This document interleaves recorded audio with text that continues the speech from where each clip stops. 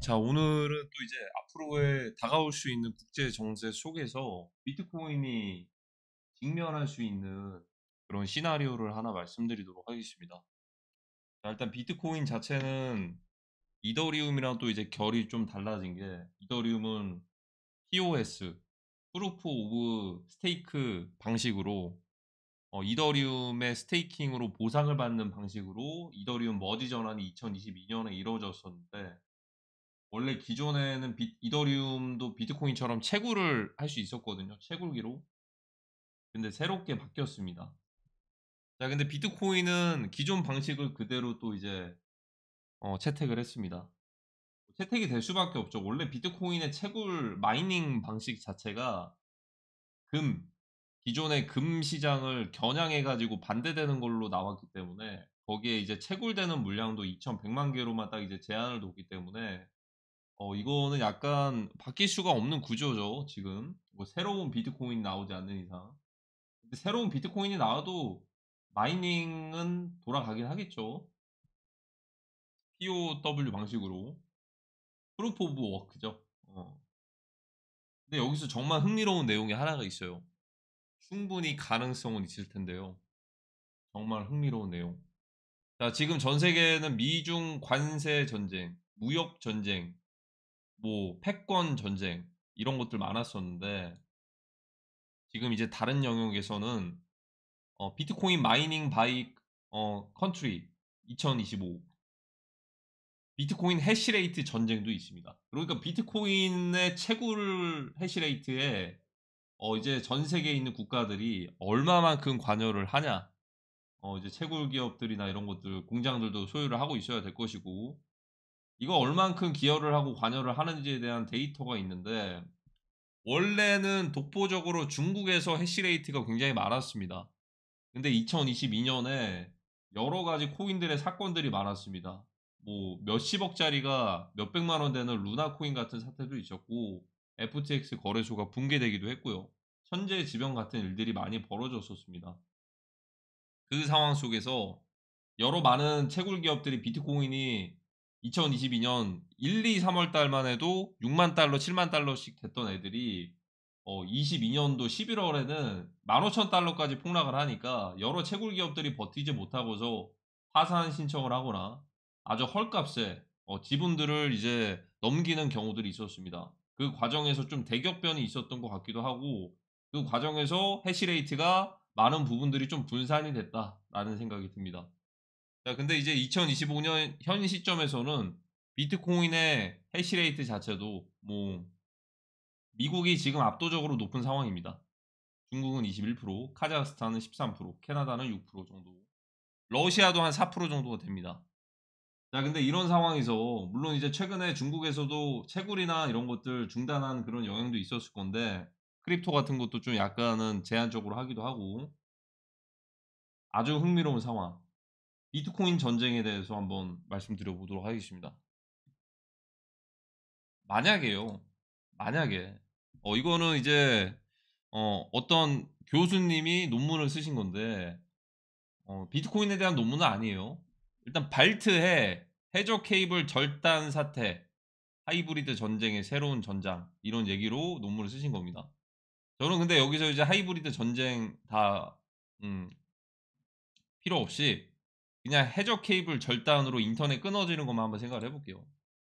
이거를 비트코인 마이닝 이 해시레이트와 비교를 해보겠습니다. 자, 비트코인의 방식은 어떤 거냐면 탈중앙화입니다.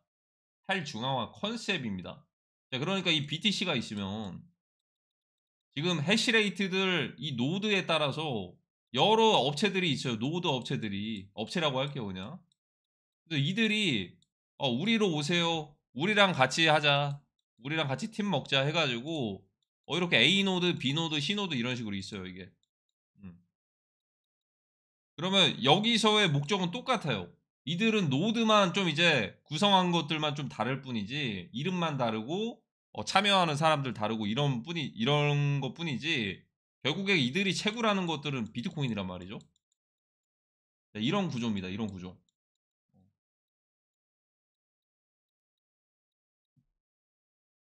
자, 어떤 게 그러면 탈중앙화냐. 그러니까 하나의 노드에서 이렇게 해서 다이렉트로 직선으로 가는 게 아니고 바로 이제 BTC를 바로 이렇게 분산된 노드에서 채굴을 하니까 이걸 탈중앙화라고 얘기를 합니다. 자, 근데 이것과는 좀 다른 게 하나가 있어요. 그게 이제 좀 파이코인. 자, 여기 보시면 이제 노드마다 달라진 것들이 마치 태양 모양처럼 그 이제 태양처럼 주변을 좀 둘러싸면서 이렇게 가서 BTC를 채굴을 하려고 하는 거죠. 자, 근데 이제 이것과는 좀 다른 게 파이코인이 있거든요. 파이. 얘는 중앙화 방식입니다. 이게 무슨 말이냐? 얘는 다 같이 파이코인 채굴할래? 다 같이 모입니다. 뭐 클릭 한번 해가지고 채굴하는 것도 있고 자동화 해가지고 채굴하는 그런 방식으로도 많이 하죠. 컴퓨터로. 여긴 중앙화 방식이에요. 탈중앙화가 아니고 그냥 하나에서 파이 자체에서 이렇게 너네 채굴할 사람들 모여 파이 네트워크 이렇게 갑니다. 그러니까 비트코인이랑 차이점은 BTC가 있으면 그 노드가 나눠져 가지고 이렇게 된단 말이죠. 이게 해시레이트 다 이제 차이가 있는 거예요. 국가 단위로도 나뉘고 이 채굴 팀에 따라서 달라요. 이들마다 좀 차이가 있어요. 이렇게. 하지만 목적은 똑같다. BTC를 채굴하는 것들은 같은 목적으로 달리는 겁니다. 근데 파이는 이제 다이렉트죠. 중앙화된 방식이니까. 여기는 그냥 일로 다 같이 모이세요. 파이 채굴합시다. 여기는 노드마다 다른데 같은 비트코인 채굴하는 거 똑같다. 그러니까 파이 채굴도 결국 파이를 채굴하는 건데 중앙화된 방식이고 한 번에 모아서 비트코인도 비트코인 채굴인데 탈중앙화. 팀들이 다 다른 거예요. 노드가 다 달라. 하지만 비트코인 채굴하는 거 똑같다. 근데 지금까지는 그 비트코인의 BTC의 탈중앙화에 이 노드가 달랐던 이 방식이 그렇게 뭐 영향을 크게 받지는 않았습니다. 왜냐하면 지금까지는 BTC가 견고하게 상승을 했고 그리고 어쨌든 하나의 목적으로 비트코인을 채굴하는 것들은 다름이 없었기 때문에 그냥 뭐 어느 곳에서 지분을 이만큼을 차지를 하고 뭐 국가 단위로는 이만큼 해시레이트가 또 기여를 하고 있고 이 정도의 차이만 있지 뭐 아직까지 큰 균열이 생기거나 그런 적은 크게는 없어요. 물론 이제 예전에 블록끼리를 두고서 비트코인과 비트코인 캐시가 분리가 된 적은 있습니다. 채굴팀들이 어떻게 보면 분리가 됐어요. 그래서 비트코인 가지고 있었던 사람들이 비트코인 캐시를 보상받기도 했죠. 하드포크해서 채굴팀들이 이제 분열돼서 나눠진 겁니다. 우리 BTC 팀으로 우리 갈게. 우리 올 사람들 우리한테 붙어. 그 비트코인 캐시 팀으로 이렇게 해서 분열됐었고 실제로 초창기에는 비트코인 캐시가 비트코인을 딸 뻔한 적도 있어요. 거의 몇십 프로 안 남기고 지금은 완전 극과 극으로 멀어졌지만요. 자, 근데 앞으로에 대한 시나리오를 한번 좀 말씀드려 보도록 하겠습니다. 제가 이거로 강조를 드린 게 해저 케이블, 인터넷, 전 세계 블랙아웃, 그게 몇 일이 될지 모르겠지만 그리고 중국과 미국의 해시레이트 참여 지금 지분들. 자, 원래의 목적은 모두가 다 같이 비트코인을 채굴을 합니다. 지금은 정상적인 질서가 유지되고 있는 상황이에요. 근데 만약에 여기서 가정입니다. 어쨌든 비트코인 채굴하려면 인터넷이 돌아가야 되거든요. 인터넷. BTC를 채굴하는데 인터넷이 돌아가야 되는데 예를 들어 전 세계에 이제 해저 케이블이 갑자기 모종의 이유로 절단이 돼요. 블랙아웃이 오는 거예요. 인터넷이나 이런 것들이 블랙아웃이 한 2, 3일 동안 안 되는 겁니다. 2, 3일 동안. 그래서 어쩔 수 없이 사람들은 기다릴 겁니다. 스타링크를 기다릴 겁니다. 이것도 근데 준비되기 전까지는 블랙아웃이 지속이 된다. 자, 그러면 지속되는 기간 동안에 비트코인에서는 큰 차이점이 생깁니다. 비트코인에서는. 어떤 게 차이점이 생기냐? 자, BTC를 채굴을 하려고 해야 되는데 요렇게 다 나뉘죠? 다 나뉩니다. 이렇게 해야 돼요. 근데 그 시기에 인터넷이 딱 끊어져 버린 거야. 인터넷이. 비트코인 네트워크가 멈춰버린 겁니다. 사실. 순간적으로 인터넷이 끊어져서. 그러면 여기에 누적됐던 보상들이 블록들이 이렇게 다들 채굴 팀마다 가지고 있는 거예요. 이게. 누적된 보상들이. 그러면 인터넷이 다시 재개가 되면요. 이게 어떤 상황이 발생할 수 있냐면 이 중에서 대결을 하는 거예요, 사실. 무슨 말이냐? 채굴 노드가 예를 들어 A, B, C, D가 있어요. 근데 이쪽은 40%야. 이쪽은 지금 전체 지분들이. 그러니까 원래는 10%든 20%든 상관없이 다 같이 비트코인 채굴하니까 상관이 없었단 말이죠. 근데 갑자기 모종의 이유로 인터넷이 끊어져요. 만약에 인터넷이 끊어지면 이때부터 이 40% 지분을 가진 쪽이요. 밀고 가는 것들을 어 선택지가 생겨요. 선택지가. 이쪽이 가장 큰 채굴 권한을 채굴을 했죠. 블록을 가장 많이 가지고 있단 말이죠. 누적됐던 것들. 인터넷이 끊어진 기간 동안. 이 사람이 이쪽에서 만들고 있는 것들이 이들이 방향을 정할 수가 있어요. 지금의 BTC가 있으면 이거 BTC 2.0으로 가자. 아니면 기존 걸로 가자. BTC로 가자. BTC B로 가자. 자, 근데 예를 들어서 만약에 무슨 말이냐면 40%를 가지고 있으면 웬만해서는 BTC를 가지고 가려고 할 거예요. 왜냐면 비트코인 그렇게 돼야지만 그걸 쭉 가지고 가야지만 비트코인을 지금 누적된 채굴 못 받았던 것들을 보상받을 수가 있거든요. 이 밀린 블록들을. 그럼 BTC를 채택을 할 건데 예를 들어 그런 상황 예를 들어 해저 케이블 절단되고 블랙아웃 온 상황에서 비트코인이 만약에 폭락하게 될 수도 있잖아요. 폭락한다. 자, 이걸 좀 더 정리를 해드릴게요. 첫 번째로 이제 해저 케이블이 절단이 되고 전 세계 블랙아웃 오고 비트코인 블록이 밀린 상황인데 A라는 이 노드에서는 가장 많은 채굴 블록들을 잉여 블록들이 밀려 있는 상황이에요. 인터넷이 딱 끊어졌기 때문에. 그러면 인터넷이 재개되면 블록 밀린 것들을 가지고 있는데 이거를 이제 권한이 가장 많이 채굴한 쪽이 가지고 있는 거고 예를 들어 A, B, C, D가 다 같이 우리 다시 그냥 비트코인으로 가자라고 하면은 이들도 밀렸던 블록들을 다 보상받을 수가 있어요. 왜냐하면 A가 밀고 가는 쪽을 따라갈 수밖에 없을 거거든요. A가 만약에 BTC를 선택을 한다면. 근데 만약에 모종의 이유로 BTC가 폭락하면 어떻게 될까? 그 시기가 맞물려서. 그러니까 해저 케이블 절단되고 블랙아웃 안돼 비트코인이 폭락을 한 거야.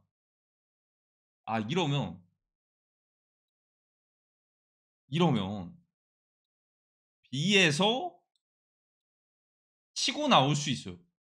이게 무슨 말이냐? 자, 권한이 A한테 있죠. A는 비트코인을 계속 쭉 갈 거예요. 만약에 BTC 그 가격이 그렇게 폭락하지 않았다면. 근데 A도 그렇고 B도 그렇고 C도 그렇고 D도 그렇고 예를 들어서 BTC가 폭락을 한 상황이에요. 그러니까 뭔가 좀 애매하단 말이죠. 이거 한번 밀렸네. 나중에 또 이제 좀 애매하단 말이에요. 비트코인 가격도 떨어지고. 그리고 A한테 권한이 있으니까 A가 가는 대로 따라갈 수밖에 없는 구조란 말이죠. 비트코인을 갈 거면, 비트코인을 선택을 할 거면. 자, 그러면 밑에 있는 사람들이 B, C, D가 예를 들어 연합을 해서 우리 비트코인 버릴 거야. BTC 버릴래. 그러면 이거를 잉여 블록이라고 하거든요. 인터넷이 끊어진 구간 동안에 쌓인 블록들. 이거를 보상받을 수 있는 것들을 버려버리는 거예요. BTC를. 그럼 버리고 뭘 하냐? 비트코인 X를 만드는 거예요. 비트코인 X. X라고 할게요, 그냥. 자, 비트코인 X를 만든다라고 하면은 어떤 상황이 벌어지냐면 비트코인을 가지고 있었던 사람들은 비트코인 X를 보상받을 수가 있고 앞으로 비트코인 X를 채굴하는 쪽으로 해시레이트를 관여를 할 것이고 그리고 지금 비트코인이 잠깐 멈췄던 사이에 누적되었던 잉여 블록들에 대해서 비트코인 X를 또 보상받게 됩니다. 어떻게 보면은 기존의 BTC가 견고하게 폭락하지 않으면 비트코인을 다 같이 A, B, C, A가 가는 방향으로 우리 일로 올래? 그럼 B, C, D가 비트코인 폭락 안 하면 무난하게 비트코인으로 가겠죠. 근데 만약에 비트코인이 폭락하게 되면은 다른 상황이 나올 수도 있다는 거죠. 그러면 우리끼리 연합을 해볼까? B, C, D 모여 해가지고 새로운 비트코인을 만들 수도 있다. 정말 흥미로운 구조가 될 겁니다. 지금이 딱 이 구조일 수도 있다라는 거예요. 어떻게 보면. 그러니까 만약에 여기서 해저 케이블이 절단돼요, 갑자기. 그러면서 전 세계 인터넷이 끊어져요. 그 상황에 비트코인까지 모종의 이유로 폭락을 해요. 금융시장이 블랙아웃이 오면서.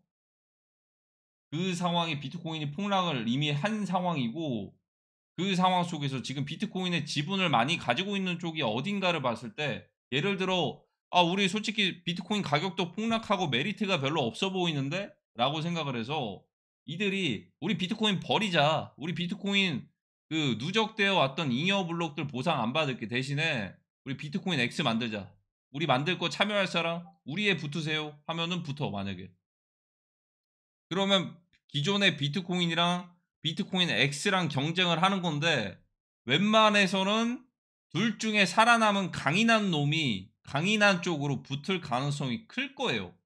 그러니까 예를 들어 그것 또한 가격 경쟁이 붙을 건데, 비트코인 이게 이미 폭락한 상태면 비트코인 X가 이걸 지우게요.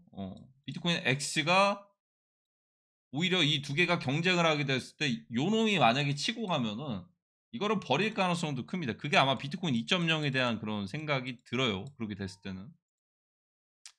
뭐 아니면은 기존에 있는 그 비트코인 2.0이나 마찬가지 비트코인 캐시나 이런 것들이 선택될 수도 있겠는데, 근데 여기서 또 주의해야 될 게 있어요. 주의해야 될 건 뭐냐면, 자, 비트코인이 만약에 그렇게 됐을 때 비트코인이 있으면 이거 비트코인 X를 받아야 될 거 아니에요. 가만히 들고만 있는데, 아니 그 밑에 있는 채굴 해시레이트 연합 군단이 연합해 가지고 새로운 비트코인을 밀고 가고, 그게 더 인기가 많은 건데 이걸 있어야 되는데 나도 받을래라고 했을 때는 이거를 거래소에다가 보관을 하면 이거 못 받습니다. 그러니까 못 받는다라기보다는 이거는 개인의 지갑에다가 보관을 하고 있어야지, 프라이빗 키를 가지고 있는 개인 지갑에다가 비트코인을 보관하고 있어야지 비트코인 X가 그대로 하드 포크가 돼서 에어드랍이 되거든요. 근데 만약에 거래소에다가 보관을 하면 그건 거래소 마음이에요. 줄지 말지는. 안 줘도 돼요, 사실. 줘야 되는 의무가 없어요. 왜냐하면 그건 천재지변 같은 일들이고, 그런 상황을 대응하기 힘들잖아요. 그럼 정말 최악은 어떤 게 될 수 있냐면, 예를 들어 이럴 수도 있어요. 거래소 자체에서 보유 중인 비트코인이 많을 건데 어떤 거래소들은 그걸 안 줄 수도 있어요. 근데 이미 비트코인 가격은 폭락한 상태고 요놈이 더 인기가 많은 상태면 이게 완전 낙동강 오리알 되는 거죠. 비트코인 X를 원래 개인이 가지고 있으면 그냥 에어드랍 받는 건데, 그게 아니고서 못 받고서 그냥 이 가격만 그냥 폭락을 해버리는 거예요. 그리고 요놈이 더 핫해져. 그럼 요놈을 보유하려면 이걸 새로 살 수밖에 없는 상황이 되는 거죠. 원래는 비트코인 그거를 개인 지갑에 보관을 하면 에어드랍 받을 수가 있는 건데, 이거는 정말 아직 벌어지지 않았지만 그런 생각이 들어요. 해시레이트가 좀 반전이 있기도 하고 예전이랑 다르게 좀 이제 차이가 많이 나기 때문에 충분히 그런 양상으로 상황이 또 이제 충분히 발생할 수 있다라는 생각이 들기도 하거든요. 이거 뭐 어디까지나 제 개인적인 그 시나리오와 소설이기 때문에 시점을 알 수는 없겠지만, 아마 그런 식으로 다가올 가능성이 클 것 같다라는 생각이 들고, 그거는 아마 이제 비트코인에 대해서 그 인플레이션이나 화폐 가치에 대한 하락에 대한 해칭 수단으로 주목받는 그 타이밍을 가로막을 가능성도 있다, 적절한 순간에, 이런 생각이 듭니다. 왜냐하면 지금도 마찬가지로 ETF로 인해서 어떻게 보면 앞으로 디지털 패권 전쟁을 하게 됐을 때, 굳이 따지면은 그냥 그 국가 단위로만 봤을 때는 미국보다도 중국 그 ETF 보유 중인 BTC가 훨씬 더 많잖아요. 그리고 중국은 지금 반대로 일단 비트코인에 대해서 지양하고 있고, 지향이 아니고 좀 반대하고 있는 입장이고, 그런 과정 속에서도 하나의 금융 시장에서도 그런 큰 변동이 있을 수도 있다. 특히나 채굴 쪽에서 비트코인 2.0에 대해서. 음. 그러면 새로 태어나는 거죠. 비트코인 2.0은 새로 태어나고, 그쪽에서 만약에 비트코인 2.0이 더 수요가 있으면서 가격 상승이 있으면 자연스럽게 채굴장 세력들도 어떻게 보면은 기존 비트코인 계속 채굴하다가 이것보다 비트코인 X가 2.0이 더 나을 것 같네? 라고 하면은 거기로 갈아타는 거는 그냥 한순간입니다. 음. 그런 상황도 충분히 발생할 수 있다라는 생각이 들고 그게 언제가 될지 모르겠네요. 어차피 그게 발생할 거면은 뭐 막바지로 이렇게 달려갈 수도 있는 거고 그거는 국제 정세에 따라서 달려 있지 않을까라는 생각이 듭니다. 아 그리고 아이러니하게 또 이제 그때 주목받을 수 있는 게 또 하나가 있기는 하네요. 아이러니하게 파이. 왜 파이가 그때 주목을 받을 수 있냐? 파이는 중앙화 방식이잖아요. 중앙화 방식. 여기는 예를 들어 그거예요. 인터넷이 끊어졌어. 그 비트코인은 채굴 세력들끼리 블록을 가지고 있는 게 다 다르겠죠. 그래서 가장 많이 가지고 있는 쪽이 가는 방향으로 가거나 아니면 이 밑에 있는 곳들이 연합해서 새로운 곳으로 가거나 아니면 새로운 곳으로 가는데 이쪽이 또 이제 이렇게 뒤늦게 올 수도 있는 거예요. 그래서 포크돼 가지고 새로운 비트코인으로 이렇게 탄생할 수도 있고 이런 상황이 나올 수가 있는데 파이는 그게 안 돼요. 이게 뭐냐면 여기는 중앙화잖아요. 이렇게 파이를 파이 그 채굴할래? 노드 채굴할래? 다 같이 붙어. 우리 같은 파이 가자. 이렇게 중앙화 방식. 그럼 인터넷이 딱 끊어지면 오프라인에서 채굴을 하게 되는 거죠. 인터넷이 안 되니까 그 채굴이 모르겠네. 파이가 인터넷 끊어 다 같이 끊어져 가지고 파이가 누적 보상이 안 돼 가지고 밀렸을 때는 그냥 보상만 못 받는 것 같아요. 보상만 못 받는다. 그러니까 이제 채굴되는 보상을 오히려 못 받아요. 그냥 인터넷 끊어지는 대신에. 근데 이제 파이 코인에 대해서는 그대로 원본이 그냥 이제 그대로 보존될 가능성이 크다. 이게 두 개가 독립될 그 하나로 두 개로 포크될 가능성이 적은 거죠. 왜냐하면 중앙화 집권 방식이기 때문에 한쪽에서 이렇게 바로 가버리는 거니까. 그러면 오히려 어떤 반응이 올 수가 있냐면 이 기간 동안에 파이코인이 채굴 안 되고서 누락된 것들이 어떻게 보면은 희소성을 증가시킬 수도 있다. 아마 만약에 이렇게 될 수도 있을 것 같아요. 비트코인과 파이가 두 개가 이렇게 있으면은 요놈이 폭락하는 날에 요놈은 오히려 주목받을 수도 있다. 이런 상황이 딱 디커플링이 그려질 것 같기도 하거든요. 어쨌든 비트코인이나 파이 둘 다 인터넷이 연결되어야만 채굴이 되잖아요. 근데 만약에 둘 다 전 세계 블랙아웃은 어쨌든 인터넷이 다 같이 끊어지는 건데 그 상황 속에서 요놈은 채굴 보상량이 그냥 누락돼 가지고 증발해 버리고 그 희소성이 증가해서 가격이 상승할 수도 있고 비트코인은 오히려 비트코인 2.0으로 이제 채굴 세력들끼리 싸워 가지고 이제 분리돼 버릴 수도 있는 거고. 음. 요놈은 원본 그 자체로 가는 대신에 희소성이 생기고 요놈은 완전 이제 이때는 하드포크 되고 분리되는 그런 상황으로 가는 거니까 이 상황도 한번 그때가 됐을 때는 주목을 해야 되지 않을까 이런 생각이 듭니다. 오늘 좀 이제 흥미로운 얘기를 드렸는데 다음에는 뭐 어떤 걸로 가져올지 그때는 그때도 뭐 기습적으로 얘기를 드릴게요.